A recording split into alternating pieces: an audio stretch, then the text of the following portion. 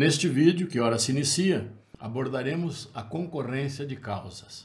Nas hipóteses de concorrência de causas, importa distinguirem-se, primeiro, causas complementares, segundo, causas cumulativas e terceiro, causas alternativas.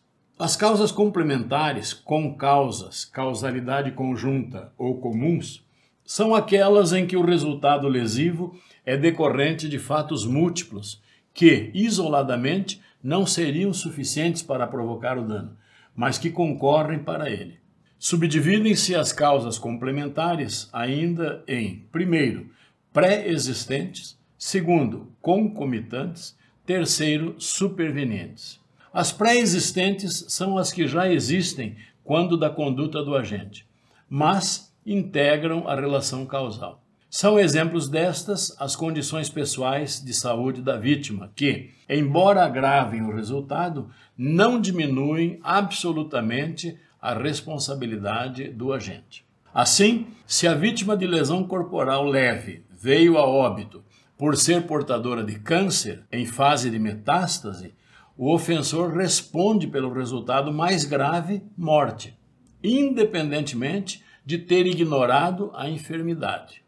As causas concomitantes são contemporâneas ao dano.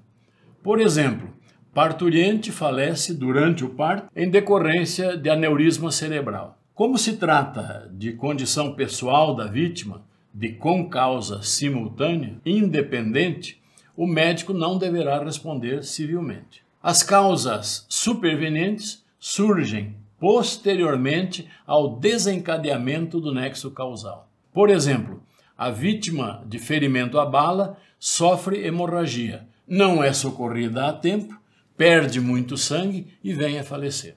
São causas cumulativas aquelas que concorrem para a produção de um resultado, sendo cada uma delas, isoladamente, eficiente e suficiente para a produção do dano.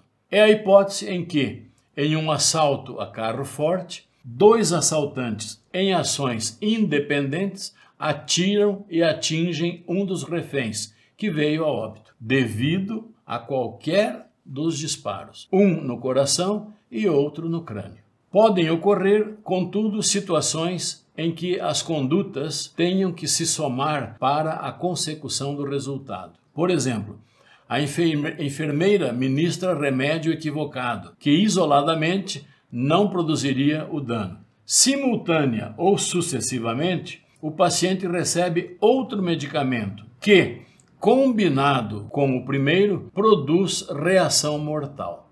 Se simultâneas as causas cumulativas, a responsabilidade deverá ser solidária. Código Civil, artigo 942. Ao contrário, tratando-se de causas cumulativas, sucessivas, a responsabilidade poderá ser imputada divisivelmente proporcional ao dano causado. Pode ocorrer, no entanto, que o fato posterior interrompa o nexo causal, que ligaria a conduta do primeiro fato ao dano. Por exemplo, médico realiza a cirurgia sem observância às regras de asepsia, agravando o estado de saúde do paciente. Outro médico é chamado e o tratamento indicado, que poderia ter sido eficaz, caso a asepsia tivesse sido realizada, torna-se ineficaz, devido justamente à falta de asepsia e o paciente vem a falecer. Como o tratamento ministrado pelo segundo médico não rompeu o nexo de causalidade que ligaria a conduta do primeiro médico ao dano, somente este deverá responder civilmente. Observe-se, todavia, que, como já se viu anteriormente, no julgamento do RESP número 326.971 de 2002, da 4ª turma, relator o ministro Rui Rosado, o STJ entendeu que a cirurgia realizada pelo primeiro médico cirurgião não teria rompido o nexo causal entre a conduta do motorista da ré e a necessidade da segunda cirurgia. Teria permanecido rígido o nexo de causa e efeito diretamente entre o ato ilícito do acidente e o dano representado pelos custos e despesas da segunda cirurgia, tendo sido negada a existência de nexo de causalidade entre o erro médico da primeira cirurgia e a necessidade da segunda cirurgia, bem ao contrário do preconizado pela doutrina para a solução de conflitos na hipótese de causas cumulativas sucessivas. Causas alternativas ocorrem quando não é possível precisar-se com grau absoluto de certeza qual dos vários agentes participantes de um certo evento causou o dano. Sabe-se apenas que os participantes fazem parte de um grupo identificado. Porém, não se pode precisar qual deles causou o dano. A solução aponta para a condenação solidária de todos os integrantes do grupo. Caso emblemático de causas alternativas foi decidido pelo Tribunal de Justiça do Rio Grande do Sul. Vítima de disparo de arma de fogo, moveu ação de indenização contra os ocupantes de carro alegórico na primeira festa da Vindima de Flores da Cunha, em 1967. Como nenhum dos integrantes tivesse assumido a autoria do disparo, foram todos os ocupantes condenados solidariamente na esfera civil, embora tenham sido absolvidos na ação penal por falta de prova, possivelmente. Cabe, neste passo, resumir-se o presente tópico. A concorrência de causas se dá entre as, primeiro, complementares, segundo, cumulativas e terceiro, alternativas. As complementares são aquelas em que o resultado lesivo decorre de múltiplos fatos que, isoladamente, não seriam suficientes para provocar o dano, mas que concorrem para ele. São cumulativas as causas que concorrem para a produção de um resultado, sendo cada uma delas, isoladamente, eficiente para a implementação do dano. Causas alternativas ocorrem quando não é possível precisar-se com grau absoluto de certeza qual dos vários participantes de um certo evento causou o dano. Sabe-se apenas que os participantes fazem parte de um grupo identificado. Porém, não se pode especificar qual deles causou o dano. Na sequência, abordaremos as excludentes do nexo de causalidade: fato ou culpa exclusiva da vítima, fato de terceiro, caso fortuito ou força maior, legítima defesa, estado de necessidade, exercício regular de direito e estrito cumprimento de dever legal. Principiando pelo fato ou culpa exclusivos da vítima. Como excludente do nexo de causalidade, tem-se primeiramente o fato ou culpa exclusivos da própria vítima.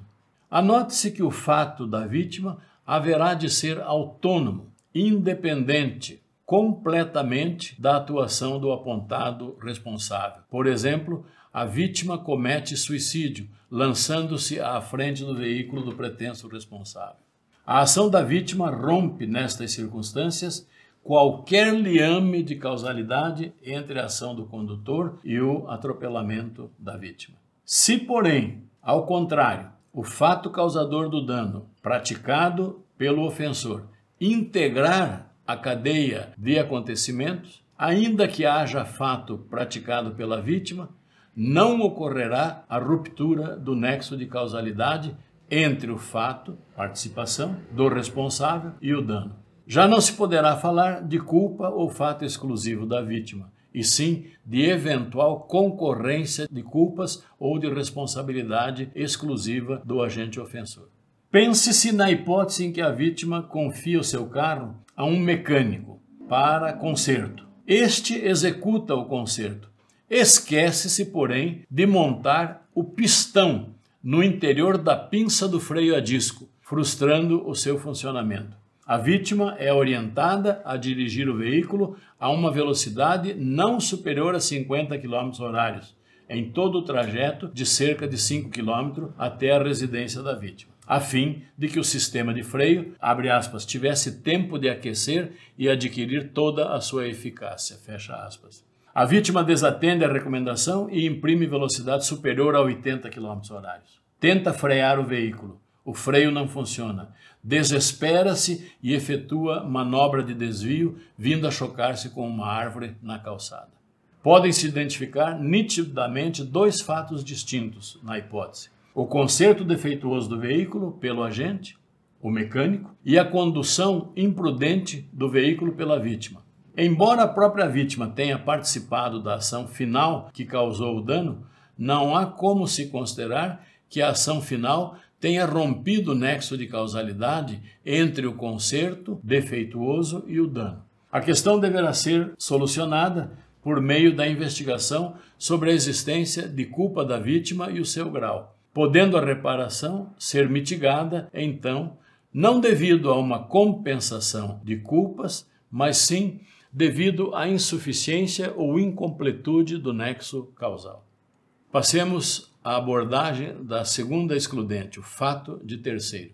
A diferença entre o fato de terceiro e o fato ou culpa exclusiva da vítima diz respeito ao número de partes e ao roteiro da ação de indenização no fato ou culpa exclusiva da vítima. Esta indica o ofensor e o torna réu da ação. O réu poderá se defender em contestação, arguindo fato ou culpa exclusiva da vítima, autora da ação. No fato de terceiro, por sua vez, o réu não aponta o autor vítima como causador do próprio dano, mas sim um terceiro estranho ainda à lide. No prazo da contestação, poderá o réu requerer o chamamento do terceiro ao processo, que passará a tramitar então com três partes: autor, réu e terceiro. Código de Processo Civil, artigos 77 a 80. De igual modo ao que sucede no fato ou culpa exclusiva da vítima, se o fato de terceiro for proveniente da atuação do responsável réu, não haverá a quebra do nexo causal entre a ação deste e o dano, devendo o fato de terceiro ser considerado mera condicionante da causa inicial, desencadeada pelo responsável. No próximo tópico, abordaremos a terceira excludente, caso fortuito ou força maior. Antes de se adentrar ao núcleo do tema, é oportuno desfazer-se um equívoco em que se incide comumente, que consiste em se tratar ora da imprevisibilidade e a inevitabilidade do fato integrante do suporte fático, do caso fortuito ou da força maior, ora da imprevisibilidade e inevitabilidade dos efeitos do caso fortuito e da força maior. Não basta, portanto, que sejam imprevisíveis e inevitáveis o caso fortuito ou a força maior. Para se quebrar o nexo de causalidade e se exonerar o agente da responsabilidade civil, é imprescindível que o efeito do caso fortuito ou da força maior seja imprevisível e inevitável. A distinção clássica entre as duas constelações fáticas aponta para o âmbito da origem da manifestação de cada um. Enquanto o caso fortuito é percebido como um obstáculo interno da esfera inerente à atividade do responsável, como um defeito do material empregado ou um erro excusável de algum preposto do responsável, a força maior representa uma força natural, externa, inevitável, absolutamente, como tempestades, ciclones, tornados, furacões, terremotos, maremotos ou tsunamis, guerras, revoluções, guerras civis e atos de autoridades, como confisco de bens, bloqueio de ativos financeiros, bancários. A lei, no artigo 393 do caput do Código Civil, seguindo o modelo do artigo 1148 do Code Civil, que é o Código Civil francês, não faz qualquer distinção entre ambos, seja quanto à origem, seja no pertinente aos seus efeitos. Exige-se a imprevisibilidade do fato para se impedir a ruptura do nexo de causalidade nas situações em que este é notoriamente previsível, como o desgaste de peças de um maquinário pelo seu uso prolongado, no caso fortuito, ou a promulgação de uma lei na força maior com início de vigência pré-determinada, tendo o responsável assumido a obrigação durante a vacatio legis para cumprimento após o início de sua vigência. Sintetizando-se este bloco das excludentes do nexo de causalidade, viu-se que, no fato ou culpa exclusivos da vítima, pode-se ter ação exclusiva da vítima ou participação também de fato do ofensor. Na primeira hipótese, a ação exclusiva da vítima rompe qualquer vínculo de causalidade entre a ação do agente envolvido na constelação fática e o dano sofrido pela vítima.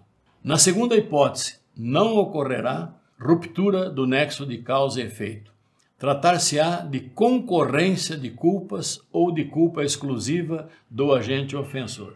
De igual modo ao que sucede no fato ou culpa exclusiva da vítima, se o fato de terceiro for proveniente da atuação do responsável réu, não haverá a quebra do nexo causal entre a ação deste e o dano, devendo o fato de terceiro ser considerado mera condicionante da causa inicial desencadeada pelo responsável. Quanto às excludentes do caso fortuito ou da força maior, não se deve confundir a imprevisibilidade e a inevitabilidade do próprio fato integrante do suporte fático do caso fortuito, por exemplo, a quebra da barra ou da força maior, por exemplo, terremoto, com a imprevisibilidade e a inevitabilidade dos efeitos danosos do caso fortuito e da força maior.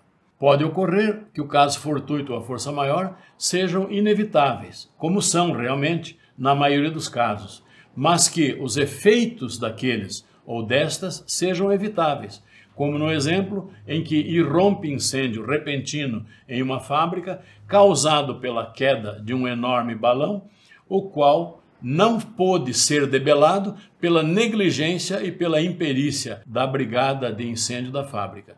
Este capítulo não esgotou as hipóteses excludentes do nexo causal, razão pela qual resta analisarem-se na continuidade outras excludentes, a saber, a legítima defesa, o estado de necessidade, o exercício regular de direito e o estrito cumprimento de dever legal. Serão abordadas na continuidade outras excludentes do nexo causal por legítima defesa, estado de necessidade, exercício regular de direito e estrito cumprimento de dever legal.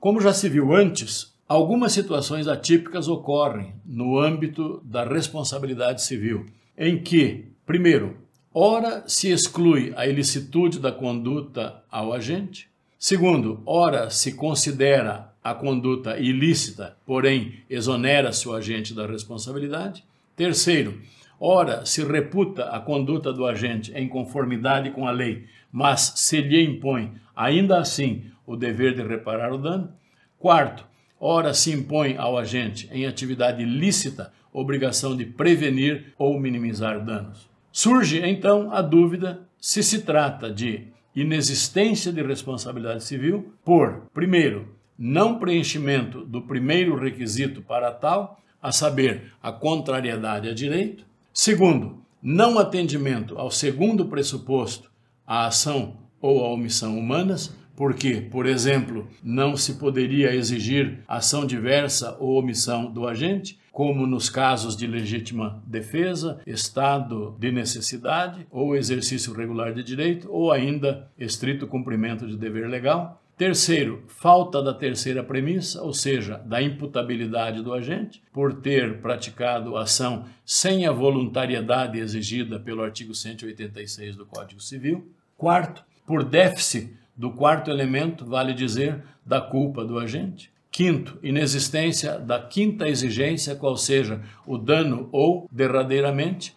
Sexto, quebra do nexo de causalidade. Principiaremos, portanto, pela legítima defesa. A lei civil, a saber, o artigo 188, inciso 1 do Código Civil, não considera ilícito o ato praticado pelo agente em legítima defesa, para se proteger a si próprio, as pessoas que lhe são próximas ou os seus bens. Falta, nestes casos, o primeiro pressuposto da responsabilidade civil, que, como já se estudou, é a contrariedade a direito. Tal déficit estrutural repercute no nexo causal, sétimo requisito da responsabilidade civil.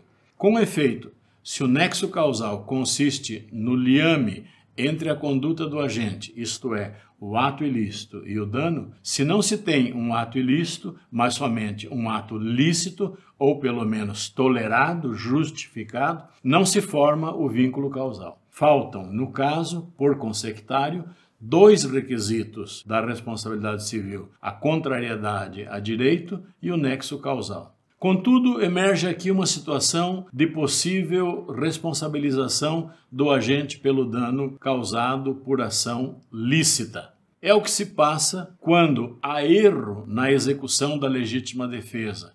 O agente erra na pontaria, por exemplo, e atinge um terceiro, estranho à agressão e à defesa. O ato permanece lícito, mas impõe ao agente a obrigação de reparar o dano do terceiro. A legítima defesa exige a observância de três requisitos: que a agressão seja atual ou iminente, que seja injusta e que os meios usados na defesa sejam proporcionais à agressão. Na defesa desproporcional, o agente a inicia como defendente e a conclui como agressor, o que desconfigura a legítima defesa e impõe a obrigação de indenizar.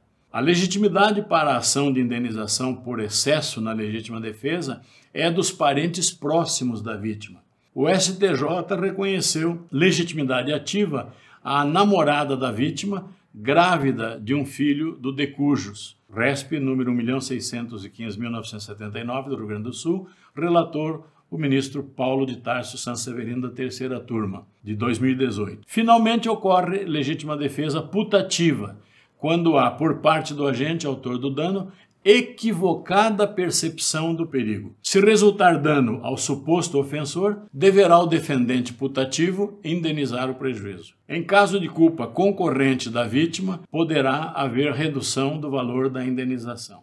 Passemos, na sequência, à abordagem do estado de necessidade. O artigo 188, inciso 2 do Código Civil, declara não ilícito o ato praticado em estado de necessidade. Embora lícito o ato, quem o pratica deve indenizar a vítima dos prejuízos que causou a esta, nos termos do artigo 929. No julgamento do RESP 1.633.333 do Rio Grande do Sul, relator ministro Moura Ribeiro, da terceira turma, de 2018, foi considerado em estado de necessidade o ato de desvio de obstáculo por preposto de transportadora, condutor de caminhão, que invadiu a pista contrária e colidiu com o veículo das vítimas. Valem para o estado de necessidade, em princípio, as mesmas exigências para a legítima defesa. Primeiro, que o perigo seja atual.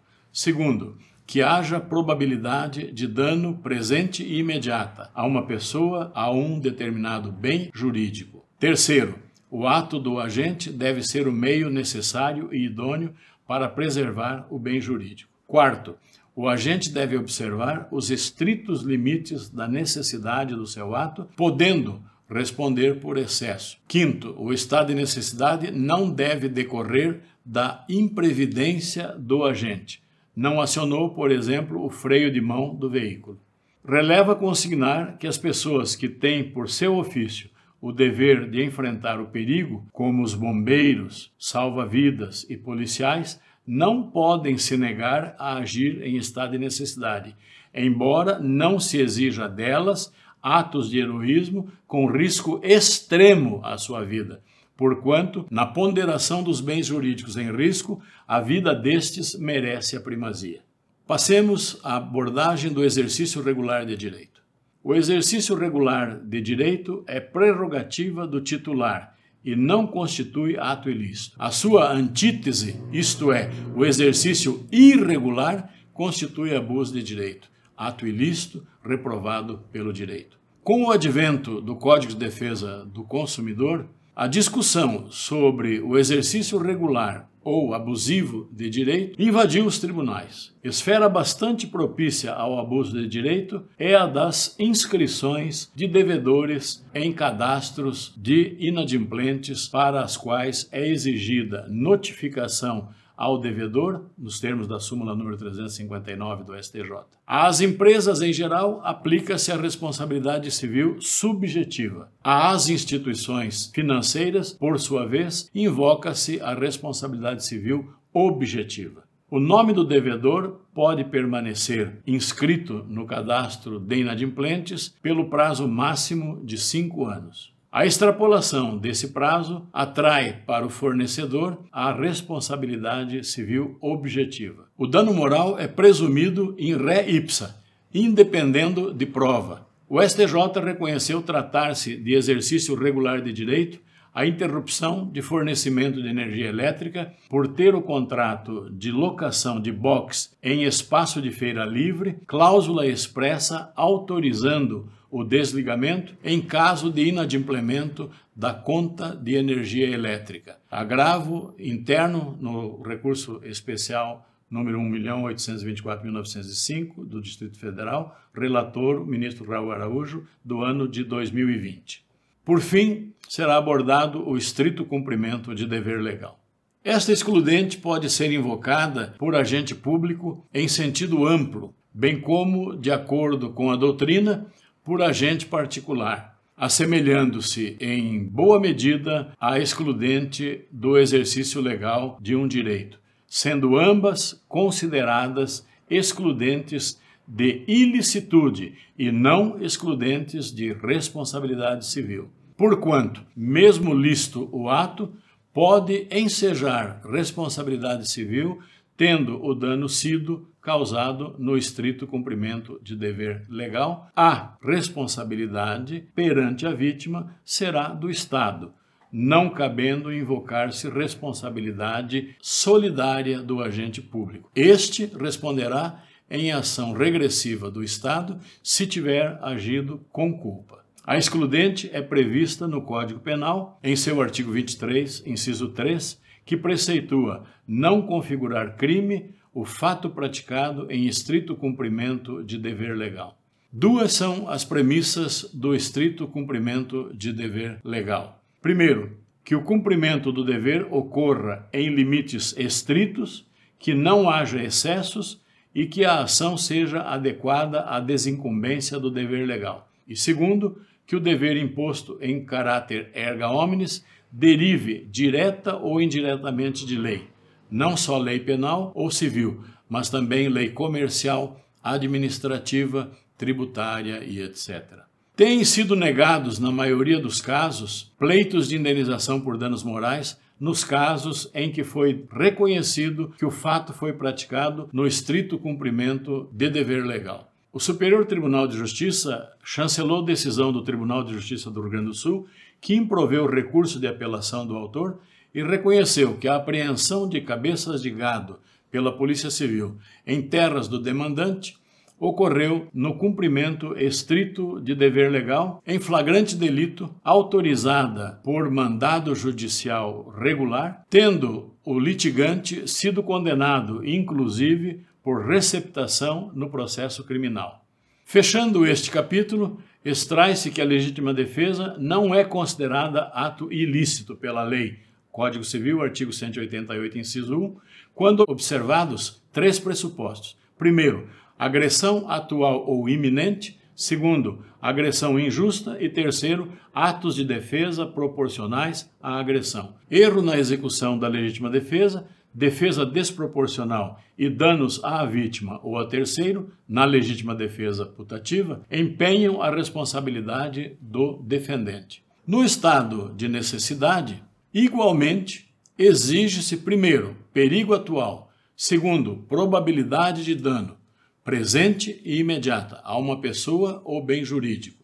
Terceiro, ato deve ser o meio necessário e idôneo para preservar o bem jurídico. Quarto, observância aos limites da necessidade do ato. Quinto, o estado de necessidade não deve decorrer da imprevidência do agente. Tampouco o exercício regular de direito configura ato ilícito. A sua antítese, no entanto, o exercício irregular de direito, consubstancia abuso de direito, ato ilícito, reprovado pelo direito. Às empresas, em geral, aplica-se a teoria subjetiva da culpa. As instituições financeiras, ao contrário, respondem objetivamente. No estrito cumprimento de dever legal, constitui excludente de ilicitude e não excludente de responsabilidade civil.